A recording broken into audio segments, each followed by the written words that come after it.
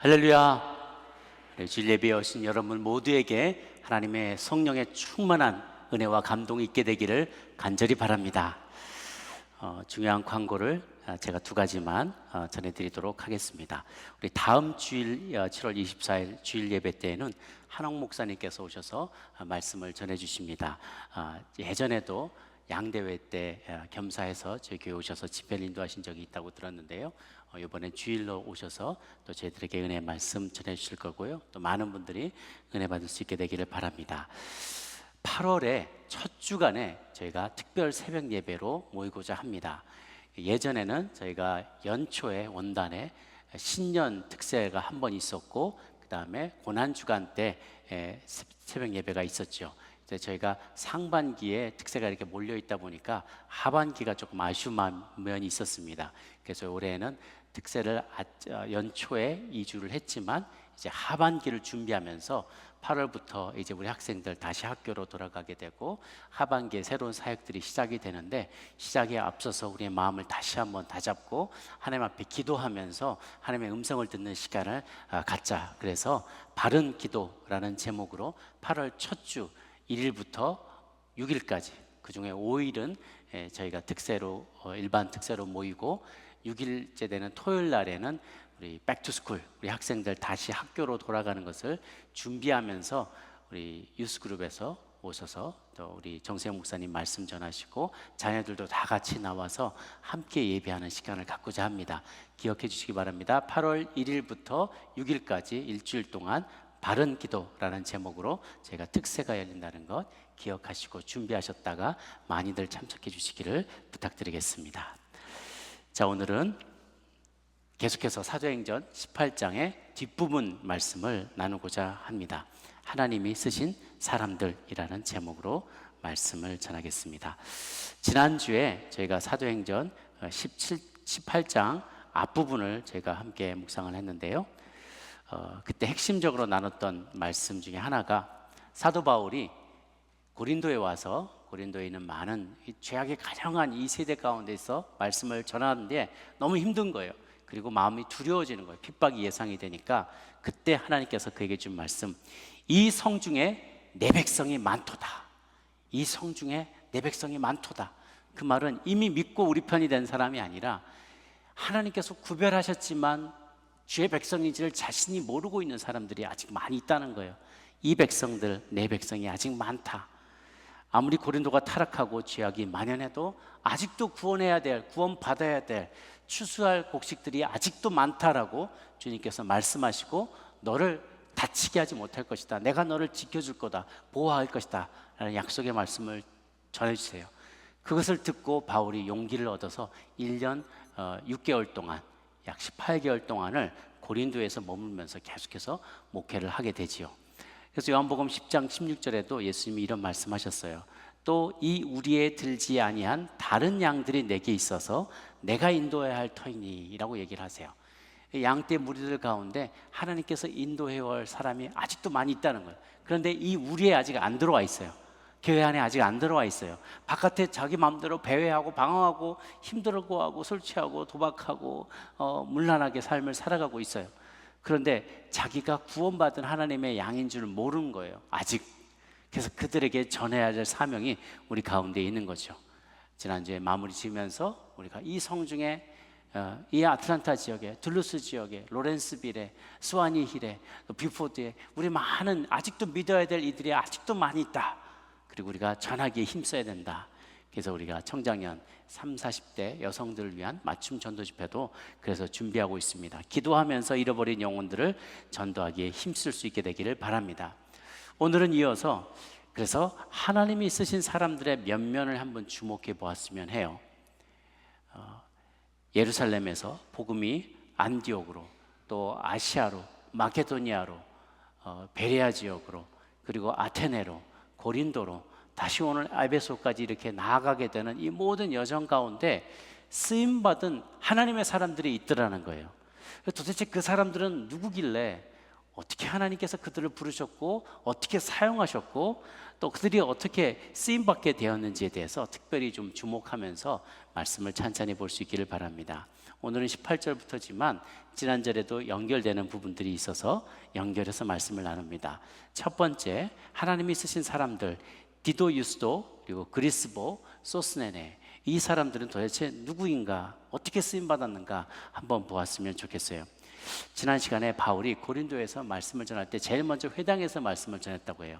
말씀을 열심히 증거하고 믿는 사람들도 생겨나는데 늘 그렇듯이 반대하는 지도자, 유대 지도자들이 나오면서 그를 쫓아내게 되었어요. 그래서 5절에 보면 18장 6절에 5절에 실라와 디모데가 마게도냐로부터 내려오면 바울이 하나님의 말씀에 잡혀서 유대인들에게 예수는 그리스도라고 밝히 증언하니까 6절에 그 유대인들이 대적하여서 비방하거늘 바울이 옷을 털면서 이르되 너희 피가 너희 머리로 돌아갈 것이요 나는 깨끗하니 이후에는 이방인으로 돌아가리라 하고 7절 거기서 옮겨서 하나님을 경외하는 디도 유스도라 하는 사람의 집에 들어가니 그 집은 회당 바로 옆이더라 했어요. 회당에서 막 쫓겨났어요. 핍박받고 다시는 너희 말고 이제 내가 이방인에게 간다 그러면서 나왔지만 그 옆에 바로 옆집 집에 있는 디도 유스도라는 사람이 자기 집을 오픈해 준 거예요. 이 유대인인 거예요. 이 사람의 집에서 기거하면서, 그리고 일은 또 브리스길라와 아굴라와 함께 텐트 메이킹하는 그 일은 계속하면서 그가 전도를 계속합니다. 디도 유스도가 먼저 예수님을 믿었고요. 또 회당에서 나오는 사람마다 쪽쪽 전도를 하는 거예요. 그 회당에는 유대인도 있고 그리스 헬라인들도 있었습니다. 그런데 누구가 제일 먼저 전도가 됐냐면 8절에 보니까 또 회당장 그리스보가 온 지방과 더불어 주를 믿으며 수많은 고린도 사람들도 믿고 세례를 받더라 그랬어요. 회당장 그리스보, 거기에 목사님과 같은 분이에요. 회당의 제일 우두머리인 그리스보가 나오다가 자기 늘 회당 왔다 갔다 하니까 그때도 바울이 많이 말씀을 증거했는데 이제 이 디도 유스도의 집에 거하고 있었던 바울이 회당에서 나오는 사람마다 쪽쪽 붙잡아서 전도하고 하니까 이 회당장이 회심하게 된 거예요. 그래서 온 가족이 다 구원을 받았어요. 그러게 그 회당장이 예수님 믿게 되면서 더 이상 회당장 역할을 할 수가 없잖아요. 유대인들이 반대를 하니까. 그 회당장을 내려놓게 되고 그 다음으로 회당장이 된 사람이 소스테네라는 사람이에요. 그런데 이 소스테네라는 사람은 나중에 또 어디 등장하냐면 이 유대인 지도자들이 갈리오라는 사람이 유대 총독으로, 갈리오라는 사람이 이 아카야 지역의 총독으로 왔어요. 그러니까 고린도가 아가야 지역의 행정 수도거든요. 고린도에 와서 아가야의 총독으로 이 갈리오가 다스리고 있는데 이 유대인들이 또 막 분란을 일으키면서 바울을 붙잡아 와서 이 사람이 우리가 지키지 못할 법을 지키라고 하고 그런 믿음을 자꾸만 강요해서 소란이 일어나게 한다, 이 사람을 처단해달라 하고 바울을 붙잡아 온 거예요. 그런데 이 갈리오가 지혜롭게 내가 유대 로마의 법에 대한 거라면 모르겠지만 너희 문제가 언어와 명칭과 너희 법에 관한 거면 니들끼리 처리해라 하고 다 쫓아내버렸다는 거예요. 그러고 나서 같이 곁에 있던 회당장 소스테네가 이 여러 헬라인들에게 그가 막 얻어맞기 시작하고 모든 사람이 회당장 소스테네를 잡아 법정 앞에서 때리되 갈리오는 상관하지 않더라 그랬어요. 이때 흠심 맞았던 갈리오가 회당장 소스테네가 이 맞은 다음인지 전인지는 모르겠어요. 그러나 어쨌든 바울 때문에 연루돼서 이 자리까지 와서 괜히 옆에 있다가 얻어맞게 된 소스테네가 나중에 바울로부터 또 전도를 받게 돼서 그 사람도 예수님 믿게 된 거예요.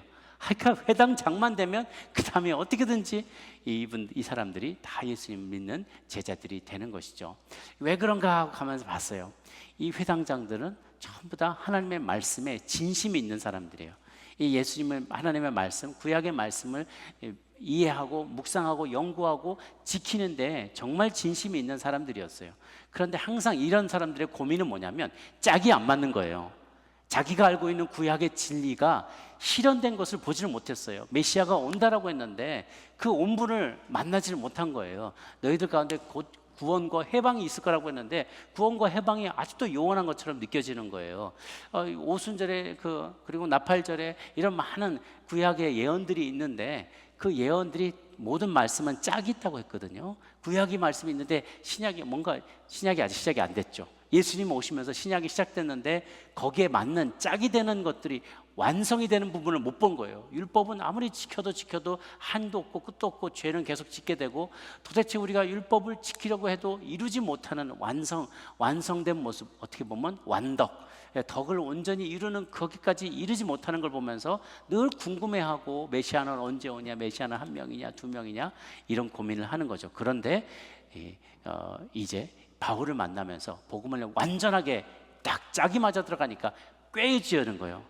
흩어져 있던 진리들이 하나로 쫙 꿰어지면서, 아, 예수님이 바로 메시아였어, 그분이 약속하신 그분이었어, 오신다고 한 그분이었어, 이걸 깨닫게 되면서 너무 큰 이게 진리를 깨닫는 자유를 경험하게 된 거죠. 그러니까 자기들이 회당장이었어도 다 그 명예를 다 내려놓고 나는 예수 믿는 자가 되겠다, 쫓겨나는 거예요. 그 다음 사람이 또 회당장이 됐는데 또 예수 믿는다고 또 쫓겨나는 거예요. 계속 이런 일이 반복되었던 것이죠. 그런데 우리가 이걸 가만 보면서 하나님께 쓰임받는 사람은 어쩐지 믿음에 진심 있는 사람, 하나님을 진정으로 믿기를 원하는 사람들은 하나님이 데려다가 다 쓰시는 것을 보게 돼요. 그리고 자기를 하나님 앞에 드리기를 원하는 사람들이었어요. 디도 유스도라는 사람은 자기 집을 사역의 장으로 오픈했던 거예요. 가정교회로 오픈했던 것이죠. 이런 사람들이 하나님께서 쓰시는 사람들인 것을 우리는 보게 됩니다. 또한 두 번째로 브리스길라와 아굴라를 우리는 또한 보게 됩니다. 하나님이 쓰신 사람이에요. 지난주에도 우리가 말씀을 들었죠. 로마에서 쫓겨났어요. 황제 글라우디오 위에서 소요 사태가 일어나는 것을 보고 글라우디오가 너네 유대인 때문에 소동이 난다, 너네 다 떠나라. 그래서 로마에서 추방당하게 되었어요. 추방당해서 자기 업을 그대로 가지고 고린도까지 왔다고 했습니다. 그런데 마침 바울도 아테네에서 고린도로 왔기 때문에 업이 같은 사람은 회당에서 같이 이렇게 모여 앉고 교제도 같이 한다고 했어요. 그러다 보니 소통이 되면서, 아, 업이 같으니 우리 같이 동업합시다, 텐트 메이킹을 같이 하게 된 것이죠. 그런데 바울이 오늘 첫 번째 보니까 18절, 바울은 더 여러 날 고린도에 머물다가 형제들과 작별하고 배 타고 시리아로 떠나갈새 브리스길라와 아굴라도 함께 하더라 하고 있어요. 그리고 그가 바울이 일찍 서원이 있으므로 갱그리아에서 머리를 깎고 그 다음에 에베소에 왔다라고 했어요. 그러니까 이 브리스길라와 아굴라가 로마에서 추방당해서 고린도에 왔었는데, 와서 이제 새롭게 업을 시작한 거잖아요. 새로 자기의 텐트 메이킹 하는 그리고 가죽을 세공하는 그런 사업장을 만들었다고요. 그게 쉬운 일이 아니었다고 했죠. 전에 있던 거를 다 들고 다 뿌리째 뽑아서 여기 새롭게 정착을 한 거예요. 근데 1년 반 지나고 났더니 바울이, 나는 이제 하나님께서 또 다른 곳으로 전도하라고 보내신다, 나는 이제 가겠다. 그러니까 그것도 다 사업을 접어가지고 정리해서 또 에베소서로 옮겨온 거예요. 사업하시는 분들은 그게 얼마나 어려운지를 잘 아실 거 아니겠어요, 그죠? 모든 공급책들도 있고 공급하는 그 서플라이 체인이 다 있잖아요. 그것들을 다 이제 공급처를 다 정리해야 되고요. 그 다음에 내 고객들도 다 정리해야 돼요. 더 이상 이곳에서 사업할 수 없으니까. 그리고 그 사업장을 다 정리해서 에베소까지 가는 거예요. 어디든지 하나님께서 가라고 하면 즉시 그것을 거둬서 새로운 곳으로 떠나서 바울과 조력하는 그런 모습, 또 자기의 가정은 일터로 오픈하고 사역장으로 오픈하는 그런 순종하는 모습을 우리는 보게 됩니다. 여러분, 하나님께서 여러분에게 넉넉한 재산을 주시거나 혹은 높은 지위를 주시거나 좋은 집을 주시고 또 이렇게 좋은 교회를, 공동체를 허락하신 이유가 무엇인지 우리가 생각해 볼 수 있기를 바랍니다. 좋은 지위를 이용하고 활용해서 거룩한 영향력을 미치라는 하나님의 뜻인 것을 우리가 잊지 않고 기억해야만 해요. 세상의 지위가 낮을 때는 세상 사람들은 그 사람에게 잘 귀를 기울이지 않아요. 안타깝지만 그것이 우리에게 주어진 현실이죠.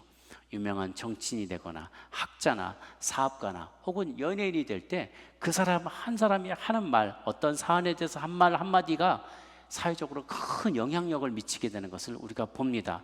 하나님께서는 그 영향력을 활용하기를 원하세요. 주신 주의 재정, 주님께서 넉넉한 재정을 주셨다면 그 재정을 통해서 얼마나 많은 영혼들이 살아날 수 있는지 여러분 말하지 않아도 너무나 잘 아실 거라고 생각합니다. 좋은 집을 주셨다면 그 집을 오픈해서 많은 성도들이 함께 예배할 수 있고 함께 교제하고, 때로는 선교사님들이 오셨을 때 잘 쉬시고 안식하고 힘을 얻을 수 있는 귀한 안식처로 또한 제공할 수 있겠죠. 좋은 교회 공간을 주셨다는 것은 그 공간을 잘 활용하여서 지역사회에 봉사하고 또 양육과 선교에 예배에 힘쓰는 선교센터가 되라고, 그 공간을 그렇게 잘 사용하라고 주님이 주신 것을 우리는 기억해야만 합니다. 저희 교회가 어느 정도 규모도 있다 보니까 또 상징적인 의미도 있다 보니까 지역사회에서 제 공간을 사용할 것에 대해 요청하는 분들이 참 많으십니다. 저도 또 개인적으로는 저는 보잘것없는 사람이지만 저희 교회의 담임 목사라는 이유만으로 여기저기 단체에서 불러주시기도 하고 또 직함을 맡겨주시기도 합니다. 저는 너무 감사해요. 그런데 때로는 그런 생각이 돼요. 제가 글도 쓰고 제가 봉사도 하는데 제가 돈도 내야 돼요. 일하면서 계속 우리는 봉사하고 또 후원하고 그러는 것이죠. 어떤 분들은 와, 우리가 이렇게 이용당해야 되느냐고 막 이렇게 좀 언짢아하시는 분들이 계세요. 와, 이용당한다는 거예요. 그런데 우리는 다르게 생각해야 돼요. 써주시는 게 감사한 거죠. 하나님께서 저와 여러분들을 써주시는 거예요. 좋은 지위로, 좋은 영향력으로, 재정으로, 재능으로, 그리고 우리가 가지고 있는 모든 좋은 것들을 하나님께서 10분 활용하기 위해서 그 자리에 두셨다는 거예요. 에스더가 왕비의 자리에 오른 게 이때를 위함이 아닌지를 어떻게 알겠느냐? 우리에게 좋은 재정 주시고 집을 주시고 좋은 직업을 주시고 좋은 자녀를 주시고 공동체를 주시고 건물을 주신 것은 하나님께서 사용하시겠다라는 거예요. 주께서 쓰시겠다라 할 때 내어드릴 수 있는 여러분들이 되시기를 바랍니다. 그것을 내가 이용당한다고 생각하는 게 아니라 하나님이 나를 사용해 주시니 감사한 일이다라고 생각해야죠. 우리가 안 써서 녹슬어서 없어지는 것이 아니라 닳아 없어지는 존재들이 되어야만 해요. 그래서 주신 것들을 누군가 쓰겠다고 할 때 건강이 허락하는 한, 내 삶의 밸런스가 너무 무리하게 깨지지 않는 한 그 일들 위해서 더욱더 충성하시고 헌신할 수 있는 여러분 되기를 바랍니다. 그래서 어떤 분이 그러시더라고요. 리고렌 목사님이 지금 세들백 교회에서 이제 9월 달이 되면 담임 목사님이 이제 교체가 되는데 목사님이 늘 그런 말씀을, 거기 가면 사역 박람회에 가보고 제가 깜짝 놀랐어요. 예배를 딱 드리고 딱 나왔는데, 휴가 때 이제 제가 예배 드리고 나왔는데 사역 박람회라서, 박람회라고 특별히 하는 게 아니라 사역 텐트가 이쪽 끝에서부터 저쪽 끝에까지 한 20, 30개의 텐트가 쫙 깔려 있는 거예요. 그래서 뭐 하나 하고 궁금해서 이렇게 가보니까 각자 자기가 하는 사역들을 소개하는 거예요. 뭐 별의별 사역이 다 있어요. 제가 지난번에 말씀드린 것 같은데 홀로 독거하시는 어른들 혹은 싱글맘들을 자동차 고쳐주는 미케닉들의 모임, 그런 게 있어요.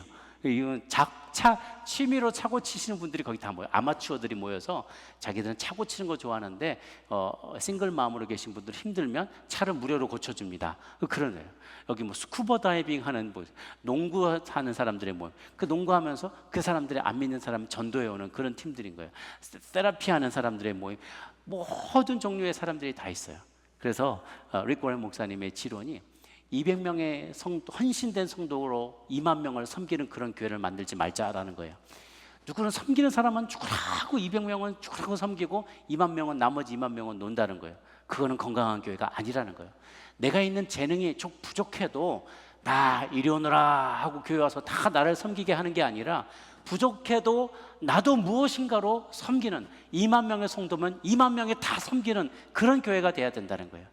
사랑하는 여러분, 아틀란타 연합장로교회는 내가 가진 것이 아무리 작아도 그 재능 가지고, 물질 가지고, 은사를 가지고 모두를 섬기고 지역사회를 섬기는 그런 건강한 교회가 되기를 간절히 축원합니다. 네. 이제 바울이 이제 고린도에서 그 사역을 마치고 갱그레아에 잠깐 들렀다고 했어요. 그리고 하나님 앞에 서원하고 머리를 깎았대요. 이거는 예전에 민수기 6장에 나온 내용인데, 헌신한 하나님의 사람들이 나사렛 자기들이 하나님 앞에 뭔가를 헌신하고 났을 때 그 헌신의 사인으로 자기의 머리를 자르는 그런 의식을 재현한 것이에요. 그래서 앞부분에 헌신하는 그런, 뭐 자기가 금식을 할 수도 있고 뭔가를 특별하게 하나님 앞에 구별하여서 예배를 드리거나 헌신을 하거나 그런 일을 한 다음에 마지막으로 머리를 깎는 그런 의식을 행했던 것이죠. 그 의식의 끝은 항상 예루살렘에서 마감을 하는 것으로라고 되어 있었어요. 그렇다고 해서 우리가 오늘날에 사도 바울은 율법은 끝났고 이제 우리는 자유하다고 했는데 왜 다시 또 율법으로 들어가냐? 바울은 유대인이었어요. 유대인이어서 그가 꼭 이것을 해야 되는 것이 아니라 자기가 하나님 앞에서 서약한 것을 나는 지키겠다, 나의 하나님 앞에 특별한 나의 마음 헌신을 하나님 앞에 서원하는 것을 의식적으로 한 것에 불과해요. 그러니까 그건 이렇게 해도 괜찮고 그냥 금식해도 괜찮고, 우린 유대인이 아니기 때문에 굳이 이렇게 하지 않아도 나는 100일 금식 기도를 하겠다, 뭐 나는 새벽 예배 며칠을 하겠다, 나는 재정을 얼마큼 헌신하겠다, 나는 어떤 사역에 몰입해서 내가 1년 동안 그 사역을 하겠다, 이렇게 하나님 앞에 서원할 수 있는 것이죠. 굳이 이것을 율법적으로 해석할 필요는 없습니다. 어쨌든 바울이 거기서 이렇게 머리를 깎은 다음에 에베소서 와서 부지런히 말씀을 전하는데요, 이제 또 시간이 흘러서 옮겨갈 때가 되었어요. 근데 사람들이 좀 더 우리하고 같이 있자라고 얘기를 하는 거죠. 그러나 바울은 이 나시린의 서약을 꼭 지키려면 마지막에 예루살렘에 가서 그것을 하나님 앞에 정식으로 올려드려야 되는 그런 순서가 있어요. 그러니까 나는 끝까지 예루살렘에 가야만 합니다, 나를 붙잡지 마십시오. 아마 그렇게 했었던 것 같아요. 그리고 그가 이제 계속해서 떠나가게 됩니다. 그러기 전에 그가 마지막으로 하는 말이 있어요.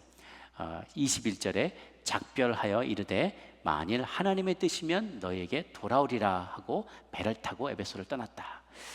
우리가 보통 하나님께 여쭤보고요, 기도해보고요, 하나님의 뜻이면 이렇게 얘기할 때 보통은 듣는 사람이 거절당할 것을 마음으로 준비합니다. 우리가 그냥 앞에서 노라고 말하기에 민망하니까 하나님께 기도해보고요, 하나님의 뜻이면 가고요, 이렇게 뒤를 흐리면 안 가겠다는 말을 저렇게 하는구나, 우리가 그냥 받아들여 버리죠. 그래서 상처받는 분들이 많아요. 그런데 그렇게 하는 것이 아니잖아요. 하나님의 뜻이면 오히려 내가 하고 싶지 않아도 가는 게 하나님의 뜻이에요. 여러분 가운데 하나님의 뜻이 무엇인지 분별하느라고 고민하는 분이 계십니까? 알려드릴게요. 하나님의 뜻이 만약 두 가지 중에, 내가 두 앞에 놓여 있는 두 가지 길 중에 어느 게 하나님의 뜻인지 알기를 원한다면 둘 중에 더 어려운 길이 하나님의 뜻입니다. 아멘. 갑자기 소리가 좀 아멘 소리가 줄어드는데요, 둘 길 중에 더 손해보는 길이 하나님의 뜻입니다. 두 가지 중에 더 자존심 상하는 일이 하나님의 뜻이에요. 두 가지 길 중에 나를 더 죽이는 길, 내가 가고 싶지 않은 길, 더 좁은 길, 더 비난받는 일, 더 외로운 길이 때로는 하나님의 뜻일 때가 더 많아요. 그런데 사실 우리가 마음속 깊이는 그게 하나님의 뜻인지를 알아요. 근데 자꾸 하나님 그거 말고 다른 뜻 있나요? 하고 자꾸 여쭤봐요. 제발 좀 그 길을 피하게 했으면 해서. 그러니까 하나님의 뜻은 우리는 다 알고 있는데 사실은 순종하기가 어려운 것이지 분별하기 어려운 건 아니에요. 우리는 다 분별은 돼요. 그런데 순종하기 어려우니까 또 다른 뜻은 없나요? 하고 자꾸만 하나님 앞에 제3의 길을 여쭤보는 것이죠. 오늘 두 길 가운데 갈등하는 분이 계시다면 이미 알고 있지만 가고 싶지 않았던 길, 순종하기 어려웠던 그 길이 하나님의 뜻인 줄 알고 순종하시기를 바랍니다. 이제 바울은 그 길을 떠나서, 거기를 에베소를 떠나서 가이사랴에 상륙해서 올라가 교회에 안부를 물은 후에 안디옥으로 다시 내려갔다고 합니다. 지도를 한번 보시면 이게 이제 쭉 깨어질 텐데요, 2차 선교 여행을 이제 그가 안디옥에서 시작했다고 했죠. 쭉 더벨루스트라, 이고니온, 안디옥까지 왔다가 아시아로 가려고 그러는데 성령이 막았었어요. 그래서 그 살길로 쭉 가서 드로아까지 왔더니 마케도니아에서 건너와 우리를 도우라, 그래서 환상을 보고 건너갔죠. 그래서 네아폴리 항구에서부터 빌립보 아피볼리 지나서 빌립보에서도 자주장사 루디아 만나서 교회가 세워졌다고 했죠. 거기서 한 100마일 가까이를 터벅터벅 걸어서 아볼리니아 지나서 데살로니가까지 왔다 그랬어요. 데살로니가에서 말씀 열심히 전하다가 두들겨 맞고 또 쫓겨났어요.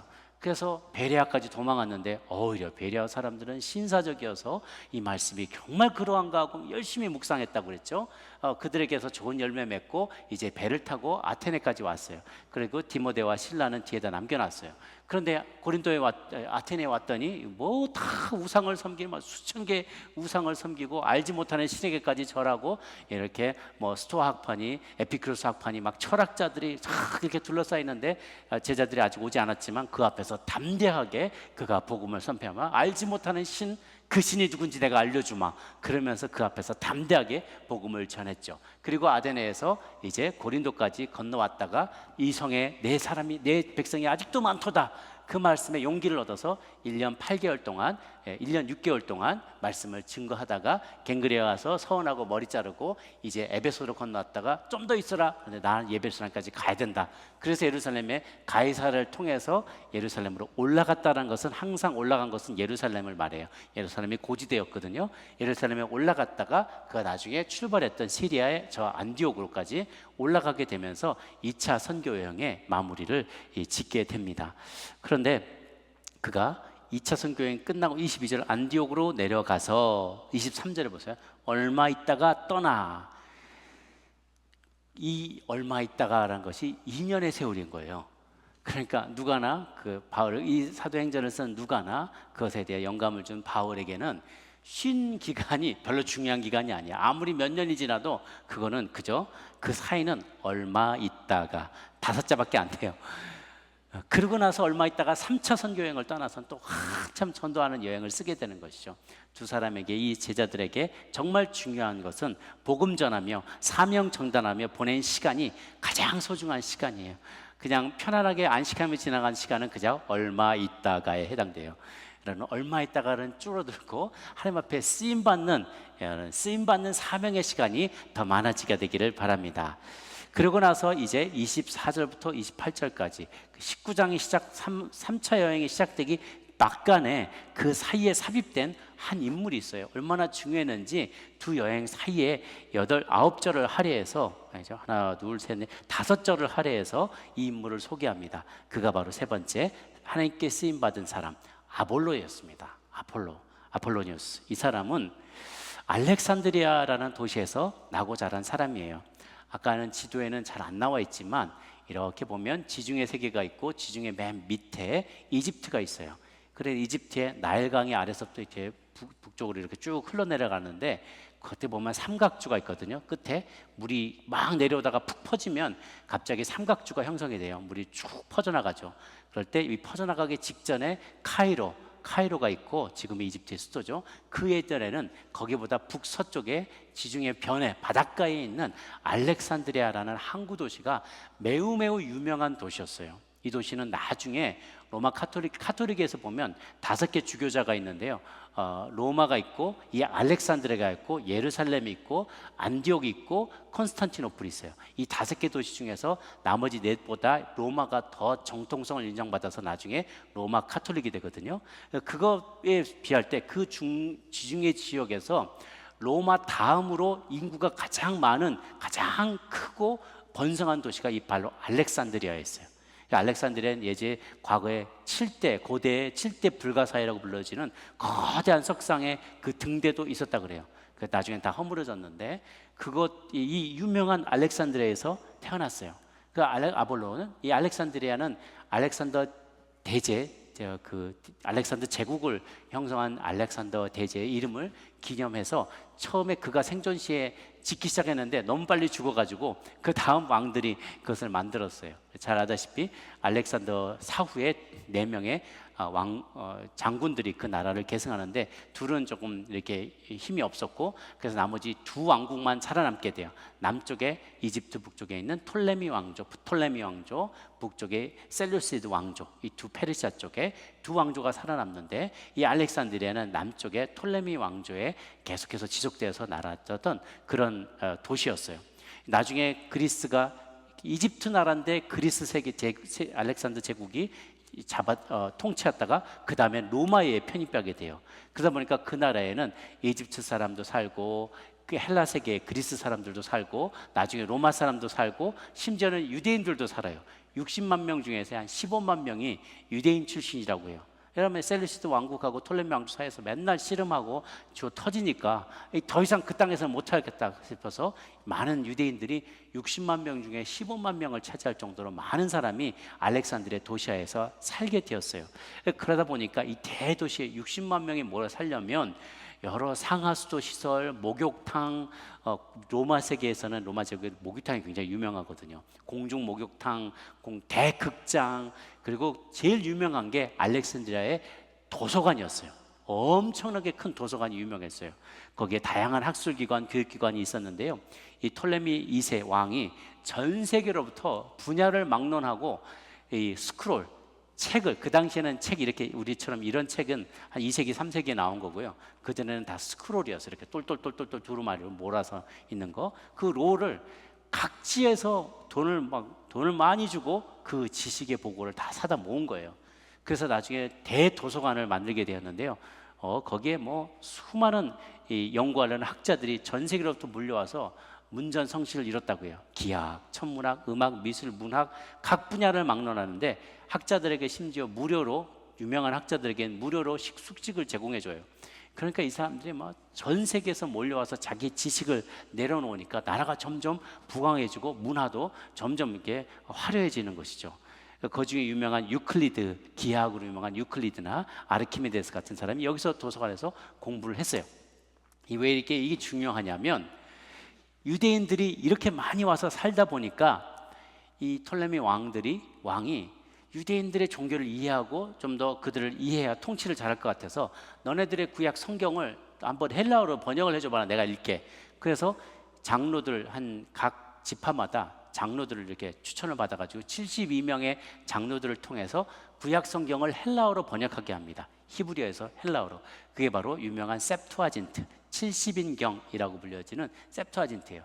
그러니까 이 알렉산드리아 도시에 있는 많은 유대인들 중에 공부한 사람이 많고요, 헬라도 능통하고 유대 히브리어도 능통하면서 구약의 전통과 당시의 그 코스모폴리탄적인 세계 문화를 다 조합한 이들이 거기서 많이 나오는 거예요. 또 다른 제2, 제3의 바울이 태어나기에 너무 적합한 장소였다는 거죠. 바로 아볼로는 거기서 태어나고 교육을 받은 사람이에요. 그러니 동서양의 문화를 다 섭렵하고 헬라어, 지난번에 말씀드렸죠, 헬레니즘과 헤브라이즘을 다 섭렵한 양쪽의 언어에 능통하면서 말도 능했다고 했어요. 그러니까 하나님이 쓰시기에 초대교회 때 세계를 복음화하기에 너무나 좋은 인재가 바로 아볼로였다는 거예요. 그 아볼로가 이제 에베소까지 와서, 바울이 떠나고 난 다음에 에베소로 와서 열심히 또 거기서 예수에 관하여 증거하기 시작했다라고 했어요. 25절에 보니까 그가 일찍이 주의 도를 배워 열심으로 예수에 관한 것을 자세히 말하며 가르치나 요한의 세례만 알 따름이었더라 그랬어요. 그가 알렉산드리아에서 난 아볼로가 와서 언변이 좋고 성경에 능통한 자라서 그가 일찍이 주의 도를 배워서 예수에 관해서 열심히 가르치는데 요한의 세례만 알더라는 거예요. 무슨 말인가 하니, 세례 요한이 그랬던 것처럼 예수님이 메시아란 내용은 알아요. 그런데 그가 어떻게 구약의 예언을 완성하는 구세주가 되는지까지는 완전히 모르는 거예요. 세례 요한이 그랬어요. 기억하세요? 세례 요한이 감옥에서 갇혀서 이제 죽기 직전에 제자들을 보내서 예수님한테 물어봤다고 했죠. 당신이 오시겠다고 한 그 메시아입니까? 아니면 우리가 또 다른 사람을 기다려야 됩니까? 그 말은 이사야서에 계속 나오는 어떤 이사야서의 앞부분에 나오는 어떤 구원하는 고난받는 메시아, 그가 후반부에 앞에 50장, 53장 이런 데 나오는 고난받는 메시아와 승리하는, 맨 끝에 나오는 승리하는 메시아가 있는데 두 사람이 다른 게 아니냐. 그럼 예수님, 당신은 지금 보니까 계속 복음도 전하고 기적도 행하는데 계속 로마의 관리들에게 쫓겨다니고 이렇게 나도 못 구원하고 나도 감옥에서 지금 죽게 되었고, 그럼 당신은 고난받는 메시아면 승리하는 메시아, 통치하는 메시아, 이스라엘을 회복시킬 메시아를 우리가 또 기다려야 됩니까? 라고 질문을 했던 걸로 봤을 때 요한은 둘이 이제 합쳐지지 않은 거예요. 그분이 그분의 역할이고 죽어도 살아나는 분이 그분 메시아고, 그가 고난도 당하지만 승리해서 우리 모두를 구원하실 분이시다는 바로 그 메시아라는 사실까지 완벽하게 이해하지 못하는 거예요. 그러니까 계시가 절반만 그에게 임한 거죠. 그런데 아볼로는 이 사도, 이게 세례 요한의 제자였어요. 그러다 보니까 그가 이렇게 세례 요한이 알고 있는, 이해하는 예수님까지만 이해한 거예요.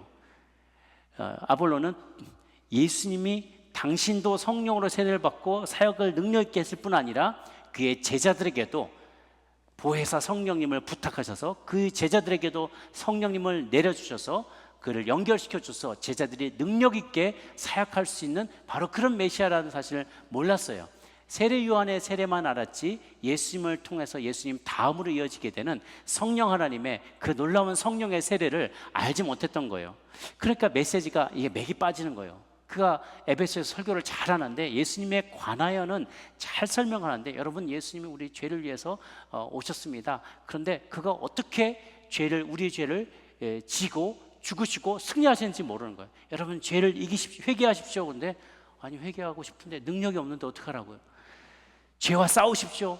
싸워서 이길 수 있는 능력이 없는데 어떡하라고요? 여러분, 진리를 깨달으시고 하나님의 뜻을 분별하십시오. 알려주는 분이 안 계시는데 어떻게 하라고?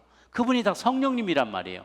성령님이 우리 가운데 임하시면 죄와 싸울 수 있는, 그리고 죄와 싸워 이길 수 있는 능력을 주세요. 하나님의 말씀을 묵상하면 진리가 깨달아지는 마음을 주세요. 그리고 진리에 순종할 수 있는 그 능력도 성령님이 주신단 말이에요.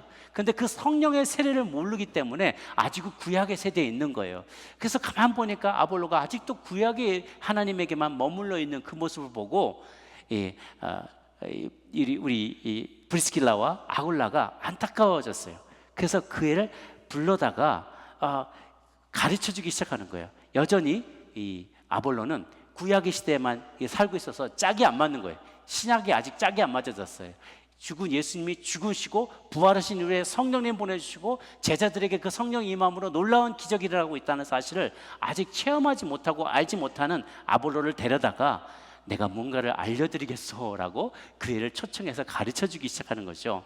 그런데 사실 가만 따지고 보면 브리스길라와 아굴라는 각각 헬라인이고 유대인이고 부부인데 사업하는 사람이잖아요. 또 장인이잖아요. 사업하는 장인이에요. 그런데 아볼로는 아까 말한 그 알렉산드리아라는 대도시에서 어마어마하게 공부를 하고 헬라와 히브리의 모든 문학을 통달한 아주 조예 깊은 학자란 말이에요. 근데 여러분, 이 학자가 딱 설교를 했는데, 예를 들면 전 뭐 그만한 학자는 못 되지만 그래서 나름대로 대학원 공부도 하고 뭐 박사과정 공부도 하고 좀 많이 공부했단 말이에요. 그래서 제가 설교를 했어요. 그리고 끝나고는 이제 사무실 가서 쉬고 있는데, 여러분 가운데 사업하시는 분, 돈 많이 부신 분, 혹은 이 기술이 많으신 분이 쫙 찾아와서 녹화해가면서 목사님 오늘 말씀을 잘 들었는데요, 제가 보기에 목사님 아직 진리를 다 체험하지 못한 것 같아요. 제가 좀 가르쳐 드릴게요. 저하고 1:1 하실래요? 하고 얘기하면 마음이 어떨 것 같아요? 너무 감사합니다. 그럴까요? 아니, 나를 뭘로 보고, 내가 그래도 공부 꽤 한 사람인데 이런 마음이 들면 자존심 팍 상하지 않겠어요? 그런데 아볼로가 그렇게 하지 않았어요. 그래요? 제가 모르는 진리의 영역이 있나요? 저를 좀 가르쳐 주시죠 라고 브리스길라와 아굴라에게 찾아가서 그와 함께 머물면서 진리를 배우기 시작한 거예요. 그는 참으로 겸손한 하나님의 사람들이었어요. 브리스길라와 또 아굴라는요, 그는 성령을 아는 사람이었어요. 어떻게 아는가? 그들은 로마에서 추방당했잖아요. 로마에서 예수님을 믿었어요. 어떻게 믿었을까? 지난 시간에 말씀드린 것처럼 로마에 있었던 많은 유대인들 가운데 예루살렘을 참배했던, 오순절에 참배했던 사람들이 성령의 불의 혀와 같이 성령이 제자들에게 임하고 그들이 대낮에 방언을 하고 여러 나라 말들을 하면서 베드로와 능력 있게 성령에 감동받아서 설교하는 것을 듣고 감동받고 그들도 성령을 체험한 거예요. 그 사람들이 마음이 뜨거워져서 로마로 돌아와서 내가 이런 하나님을 만났다. 이 구약의 하나님이 실제로 예수님을 통해서 메시아를 보내셨고 그가 죽었지만 부활하셨고 믿는 제자들에게 통해서 내가 그 진리를 다 들었는데 성령이 임해서 마음이 뜨겁다. 놀라운 죽은 자도 살아나고 기적이 일어난다. 이런 이야기를 전하는 것을 보고 듣고 체험한 사람이 바로 브리스길라와 아굴라였다는 거예요. 그러니까 그들이 또한 더불어 바울과 함께 1년 6개월 동안을 사역을 하면서 또 바울로부터 얼마나 많은 그 감동도 받고 또 도전을 받았겠어요. 그리고 나서 에베소에 따라와서 함께 있다가 이제 아볼로를 만나게 됐으니 아볼로, 당신이 하지 못하는 그 성령님이란 분을 우리가 체험했어.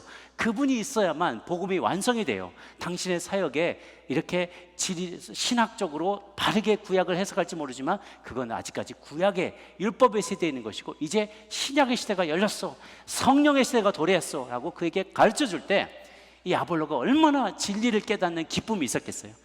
그동안 내가 능력이 없었던 것은 이것 때문이었구나. 내가 내 나름대로 신앙생활 바른 생활로 살아보려고 애썼지만 내가 할 수 없었던 그것을 채워주는 분이 바로 성령님이시다.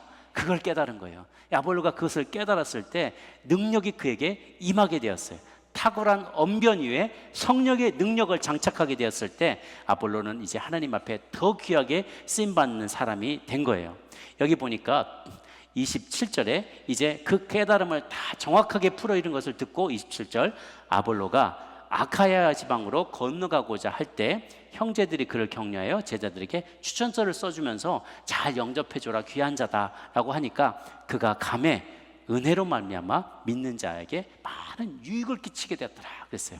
더 이상 신학만 가르치고 율법만 가르치고 예수에 관하여서만 가르치는 아볼로가 아니라 성령을 직접 체험하고 능력을 체험하고 예수님의 관하여가 아니라 예수 그리스도 자체를, 진리 자체를 성령의 감동함을 받아서 능력 있게 선포하는 아볼로가 된 것이죠. 그런데 너무 나갔어요.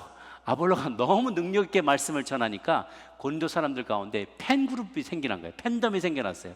그랬더니 베드로파도 있었고 바울파도 있었는데 이제 아볼로파까지 생겨난 거예요. 이게 과유불급이라고, 아볼로가 너무 말씀을 잘 증가해서 팬그룹이 생겨나니까 이게 파당이 생겨난 것, 이건 너무 안 좋은 거예요. 그래서 바울이 나중에 고린도전서의 1장 10절 12절에 이런 얘기를 하는 거죠. 형제들아, 내가 우리 주 예수 그리스도 이름으로 권하는데 모두가 같은 말하고 너희 가운데 분쟁이 없이 같은 마음과 같은 뜻으로 온전히 합하라. 내 형제들아, 글로의 지편으로 너희에 대한 말이 내게 들리는데 너희 가운데 분쟁이 있다더라. 12절에 내가 이것을 말하거니와 너희가 각각 이르되 나는 바울에게, 나는 아볼로에게, 나는 게바에게, 나는 그리스도에게 속한 자라고 한다. 이것이니 이거 좋지 않다라고 한 거예요. 그러면서 3장 5절 7절을 같이 한번 읽도록 하겠습니다. 3장 5절 7절 시작. 그런즉 아볼로는 무엇이며 바울은 무엇이냐? 미케안, 나는 심었고 아볼로는 물을 주었을 때 오직 하나님께서 자라나게 하셨나니 그런즉 심는 이나 물 주는 이는 아무것도 아니로되 오직 자라게 하시는 이는 하나님뿐이라. 아멘. 예. 바울 아무것도 아니, 나 아무것도 아니라는 거야. 나 그냥 씨 뿌렸다. 아볼로 그냥 물 주는 자였다. 자라게 하는 분이 하나님이시다. 그러니까 인간에게 영광 돌리지 말고, 인간 앞에 줄 서지 말고 하나님께 영광 돌리라, 이렇게 얘기하는 것이죠. 아볼로도 스스로 이러한 움직임이 있는 것이 마땅치 않았어요. 나중에는 그가 고린도를 또 떠나게 됩니다. 이렇게 바울과 아볼로는 이후에 분열하지 않고 서로 사이좋은 동역자가 되어서 서로의 이름을 부르며 서로 격려하는 아름다운 동역의 관계를 계속해서 이루게 됩니다. 오늘 하나님께 쓰임받은 사람들의 이야기를 보았습니다. 그런데 이렇게 쓰임받는 사람들의 특징이 무엇인가 보니까 한번 가만히 살펴보면 좋겠어요. 예수님의 제자 중에 베드로나 야고보나 요한같이 무식한 어부들도 있었어요. 디도 유스도나 자주장사 루디아처럼 집안이 넉넉해서 집안을 오픈할 수 있는 사람도 있었어요. 브리스길라나 아굴라와 같이 충성된 사업가, 장인도 있었습니다. 바울과 같이 학식이 풍성한 사람도 있었고 아볼로와 같이 언변이 탁월한 사람도 있었어요.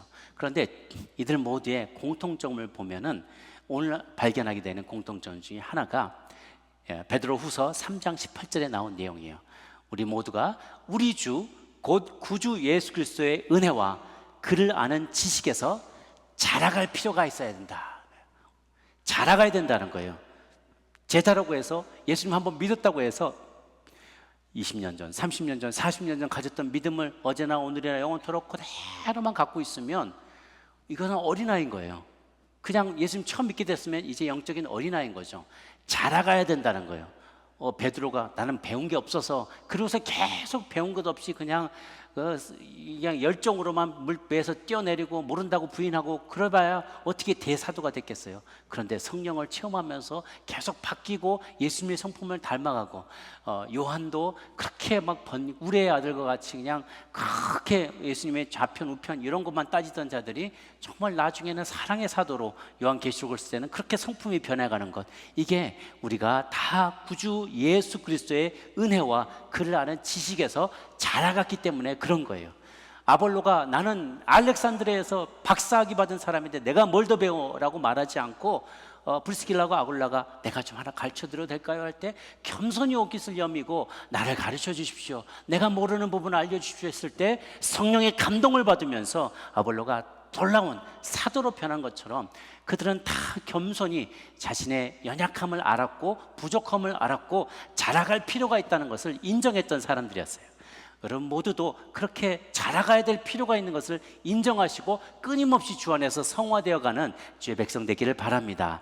그리고 마지막으로 그들에게 공통적으로 발견되는 성품은 하나님의 뜻이라면 순종하는 태도였어요. 순종하는 태도가 하나님께 쓰임 받느냐 못 받느냐를 결정했어요. 내 집이라고 내가 수고해서 얻은 건데 내가 좀 누리면 어때? 라고 말하지 않고 주님 쓰시겠으면 얼마든지 쓰십시오. 내 집을 오픈했어요. 내 사업장을 오픈했어요. 내 네트워크도 사용하게 했어요. 내가 이용당한다고 말하지 않고 쓰임받는 것이 얼마나 감사합니까? 라고 말하며 늘 언제든지 주님 앞에 쓰임받기로 내 자신을, 나의 물질을, 나의 열정을, 나의 재능을 하나님 앞에 드리고자 애썼을 때 하나님께서 그들을 사용하셨다는 것이죠. 하나님께 쓰임받는 자는 늘 주 안에서 은혜 안에 지식 안에 자라가는 자이고 늘 순종하며 주님의 명령에 따라가는 그런 사람들이었습니다. 그래서 하나님은 우리를 다 다양하게 쓰실 거예요. 너무나 다양한 재능대로 쓰십니다. 야구팀 감독이 쓰는 선수들마다 다 다르잖아요. 발이 빠른 사람이 있고요, 장타가 가능한 사람이 있고요, 어깨가 강해서 3루 저 끝에 외야에서 홈까지 바로 한 번에 뿌릴 수 있는 공을 던지주는 사람이 있어요. 그러면 적절하게 배치하는 거죠. 축구 감독은 시야가 넓어서 볼 배급을 곳곳에 잘 하는 사람도 필요하고, 그 다음에 슈팅을 아주 잘해서 손흥민처럼 아주 코너로 찔러 넣는 그런 사람도 필요해요. 주력이 아주 좋아서 끝까지 막 100m를 막 12초에 주파는 그런 선수도 필요하고, 키가 커서 헤딩 잘하는 사람도 필요하고, 체력 좋은 사람, 뭐 드리블 잘하는 사람은 다 능력 따라 필요해요. 하나님은 우리 모두의 그런 다양한 재능을 보세요. 모자이크 같아요. 그래서 이 다양한 은사를 가진 사람들이 하나도 안 필요한 사람이 없어요. 그래서 다른 사람과 비교할 필요가 없는 거죠. 나는 이거밖에 없는데 저 사람은 저게 많나요? 나는 이걸 못하는데 저 사람은 저걸 다 하잖아요. 어떤 사람은 여러 가지를 다 잘하는 사람이 있고 하나만 잘하는 사람이 있지만, 하나님은 그 모두를 오케스트레이션을 하셔서 적재적소에 우리를 다 사용하십니다. 그러나 문제는 사용하기를 원하실 때 내가 준비되냐는 거예요. 나는 쓰임받기에 좋은 사람이냐, 계속 자라가기에 애쓰는 사람이냐, 그리고 언제든지 어디로 가라고 하더라도 좁은 길로 따라갈 순종할 마음의 각오를 하고 있는, 실천하는 사람이냐라는 것입니다. 사랑하는 여러분, 오늘 주님 앞에 쓰임받은 많은 하나님의 사람들의 이야기를 보면서 나도 그와 같은 성도 되게 하여 주시옵소서, 쓰임받는 종 되게 하여 주시옵소서, 그렇게 다짐하는 여러분 되시기를 주님의 이름으로 축복합니다. 함께 기도하시겠습니다. 좋으신 하나님 아버지, 디도유스도와 그리스도보와 소스네 회당장들처럼, 하나님 브리스길라와 아굴라처럼, 바울과 아볼로처럼, 디모데처럼, 누가처럼 하나님 우리가 귀하게 하나님 앞에 쓰임받는 종들이 되게 하여 주시옵소서. 주께서 쓰시겠다라고 할 때 준비되도록 우리는 계속 자라가는 자가 되고 언제든지 순종하는 종 되게 해달라고 주님께 우리 간절히 기도하며 나가도록 하겠습니다. 함께 기도하시겠습니다. 살아계신 하나님 아버지, 하나님 우리가 어찌하든지 주님께 쓰임받는 인생 되기를 원합니다. 그저 쓰지 않고 아끼고 전략하고 내 안에만 품고 있고 나만 간직하고 있고, 그래서 녹슬어 없어지는 인생이 되지 아니하고 달아 없어지는 인생 되게 하여 주시옵소서. 하나님 내게 주신 재능 감사합니다. 그 재능으로 어찌하든지 하나님께 봉사하며 쓰임받으며 성도들을 행복하게 하며 하나님을 영화롭게 하는 일에 쓰임받을 수 있도록 주님 사용하여 주시옵소서. 우리의 집을 오픈하게 도와주시고 우리의 사업장이 쓰임받게 도와주시고 내가 가진 그 영향력이 어찌하든지 하나님께 부침받아서 쓰임받는 저희 되기를 원합니다. 하나님께서 주신 모든 좋은 것들을 유통하며 사용하며 주님 앞에 헌신하여 쓰임받는 저희 되게 하여 주시옵소서. 하나님 또한 우리 각 사람이 자라나기를 원합니다. 하나님 우리 주 곧 구주 예수 그리스도의 은혜와 그를 아는 지식에서 자라가라 하였습니다. 자라나는 저희 되게 도와주옵소서. 하나님 어제보다 오늘, 오늘보다 내일, 내일보다 내년에 더 주님 안에서 승리하고 닮아가고 주님을 앞서 나가는, 주님과 동행하여 나가는 인생 되게 하여 주옵소서. 세례 요한의 준 그 세례만을 알고 있었는데 하나님 그가 성령 하나님의 세례를 알게 되므로 아볼로가 주님 앞에 귀하게 능력 있게 쓰임 받은 것처럼, 죄를 이길 수 있는 능력을 얻게 된 것처럼, 하나님 회개할 능력을 얻고 하나님께 순종할 능력을 얻은 것처럼 우리들도 성령 하나님의 말미암아 이전에는 감당하지 못하던, 이전에는 순종하지 못하던 주의 명령에 순종할 마음이 생기고 마음의 능력이 생기고 하나님의 능력으로 충만해져서 하나님 맡기신 사명을 잘 감당할 수 있는 능력의 종들 다들 될 수 있도록 주님 인도하여 주시옵소서. 하나님 그리하실 줄 믿사옵고 모든 것을 살아계시는 우리 주님 예수님의 이름으로 기도 올려옵나이다. 아멘.